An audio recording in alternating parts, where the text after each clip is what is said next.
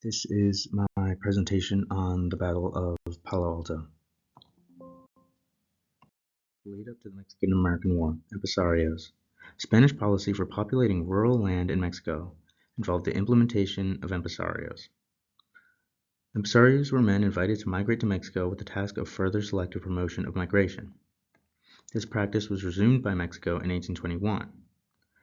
American empresarios were in conflict with Mexican policy, allowing slavery and unchecked migration to the point of overpopulation of American settlers. Mexico, in an attempt to combat this, took military action. American migrants felt underrepresented under the Mexican government and resolved to secede from Mexico. Further military conflict ended in the capture of Mexican President Santa Anna, who signed a treaty forfeiting Texas in exchange for his release. The Mexican government did not recognize the legitimacy of a treaty signed in captivity. Despite this, the U.S. recognized Texas independence and annexed Texas in 1845. Resulting in a border dispute, Mexico claimed territory up to the Nueces River, and the U.S. claimed territory up to the Rio Grande. With the goal of antagonizing Mexico, American forces were sent beyond the disputed line commanded by General Zachary Taylor. American General Zachary Taylor enlisted in the American Army at the age of 22, nicknamed Old Rough and Ready due to his reputation of experiencing the struggle on campaign along with his men. Notably, he was elected president in 1849. The Mexican general, delegated with the defense of the Mexican border, Mariano Arista, began his military career at the age of 11. Notably, he as well had a presidency. Soon after his entrance into the disputed territory, Zachary Taylor established a supply depot in the port town Point Isabel. Additionally, the construction of Fort Texas, later known as Fort Brown, it was positioned on the north shore of the Rio Grande. A notable event occurred known as the Thornton Affair, in which an American scouting mission was attacked and defeated by Mexican soldiers. Here is the map of the territory between Fort Texas and Point Isabel. Taylor is positioned in Fort Texas. The first maneuver by the Mexican army, Mariano Arista moves to block Taylor from Point Isabel and trapping him at Fort Texas. Taylor anticipated this and moves a majority of his army to port. Concerned with the underdefended Point Isabel, Taylor sends men to scout Fort Texas and evaluates that the fort is not under an immediate threat. Arista, in an attempt to pressure Taylor out of Port Isabel, orders 1,200 men to besiege Fort Texas, sever all communications and supply lines. This siege included bombardment.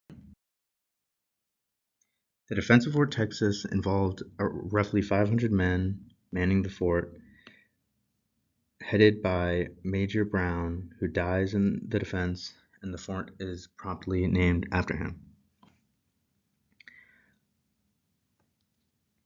Arista orders his men to move to Taquez de Ramarino.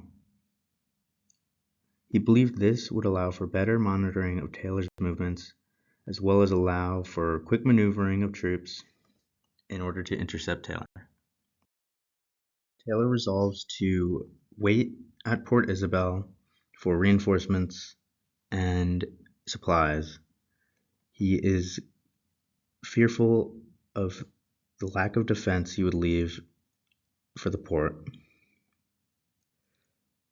Soon after this, Arista catches word of Taylor's departure and sends order to siege commanders to prepare quick movements to Palo Alto if these rumors are true. Quickly, troops and supplies arrive at Port Isabel. Taylor is confident he has the manpower to defend Port and march to relieve Fort Texas. Taylor departs Port Isabel with a supply train and a host of 2,300 men. They move slowly to defend the train of supplies. Arista's scouts missed the advancement by Taylor, and Arista was only made aware of his approach the following morning. Arista calls back forces besieging Fort Texas and moves to Palo Alto. Despite his best efforts, Arista is the second to arrive to Palo Alto, meaning he is unable to position his troops the way he had planned. The American army takes control of Palo Alto and its watering hole. The west of the battlefield consisted of ponds and thick shrubbery, which prevented any movements to avoid the Mexican blockade by Taylor. The east of the field consisted of open plains, meaning any movement in that direction would leave the American flank open. Before the battle, Taylor's first order was for his men to drink from the available pond, then proceeding to move his line onto the field and deploy them in battle formation. Surprisingly, Arista did not order his artillery to attack during this time. Additionally, Mexican forces from the siege of Fort Texas arrive, and Arista's army is now 3,800 men. Notable factors of the battle included the underfunded Mexican army. Notably, the Mexican cannons were of smaller caliber and their weapons were outdated. Additionally, their gunpowder was of lower quality. The Mexican army had been camped outside for many days, while Americans had been at Port Isabel. Additionally, the Mexican army had been fighting at Fort Texas. Another notable factor was that the American army had access to water, while the Mexican army did not. Starting the battle, the Mexican army opened artillery fire on the U.S. line. Zachary Taylor, in response, ordered a return of fire. He holds back his infantry on his extreme left to secure that flank. The rest of his force moves forward. His west artillery targets the Mexican cavalry. He holds his infantry nearby, as his artillery was effective in assaulting Mexican infantry, and saw no reason to push his men forward.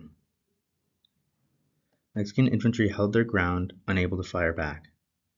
American forces moved forward to clear Matamoros Road on the American right. Due to cannon fire, grass on the field is lit on fire, and the armies are partially hidden by smoke. Arista ordered troops at the left and the right of his line to launch a sweeping charge across the western side of U.S. forces. He hopes to overcome the U.S. flank through cavalry. The order did not reach the right line cavalry until around an hour after he had issued it. Additionally, Arista did not know the route of the left charge went through marshy areas and shrubbery. This terrain negated the mobility of the cavalry. Additionally, a cannon sent to support the charge could not keep up due to the terrain. Smoke on the field led to failed communications for Mexican cavalry on the right.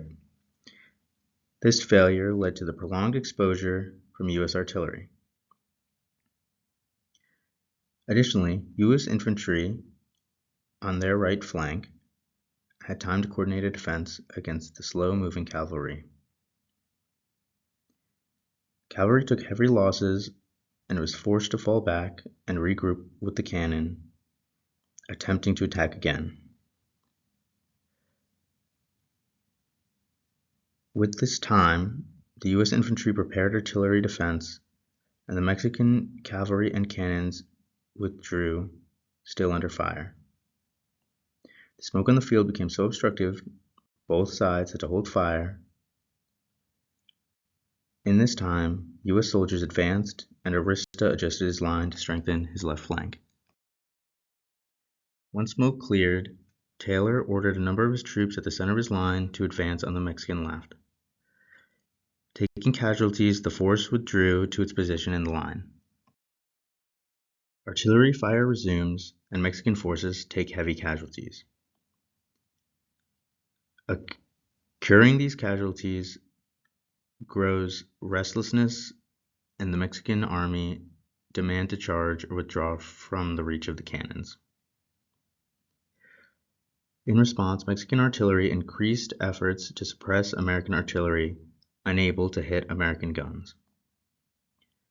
Arista launched a cavalry charge on the American right flank. American flanks take square formation, and the cavalry is ineffective despite the swifter approach than last time. In addition to the attack by the Mexican left, Arista organizes an attack from the Mexican right. Consisting of cavalry and light infantry, the U.S. soldiers were positioned in isolation from the larger line. The Mexican charge fell apart due to tall and prickly grass. Additionally, the Mexican soldiers were met with organized fire from a square formation, and the maneuver failed.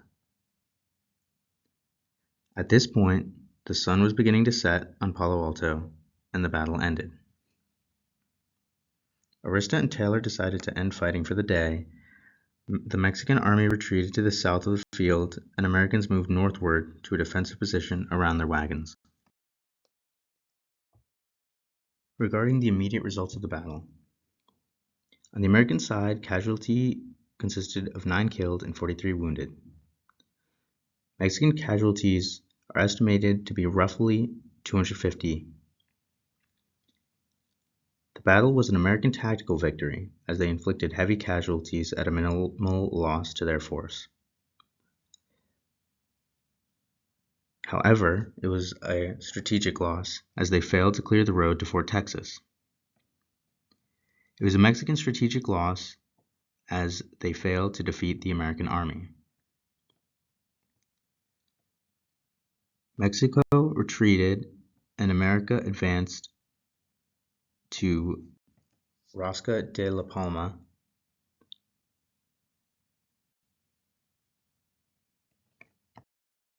The results of the war. The first use of Manifest Destiny was used in relation to the Mexican-American War. There was also a U.S. anti-war movement and demand for press coverage of the war. U.S. citizens took note of the horrors that ensued in Mexico.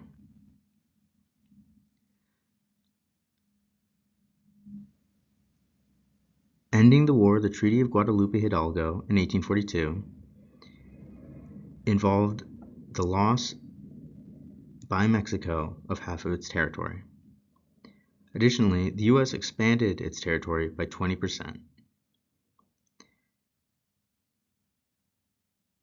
Many correlations to sectional tensions over slavery can be related to the increased land gained from the Mexican-American War. Additionally, the war resulted in stronger Mexican nationalism and reform and bred hostile sentiment towards the U.S.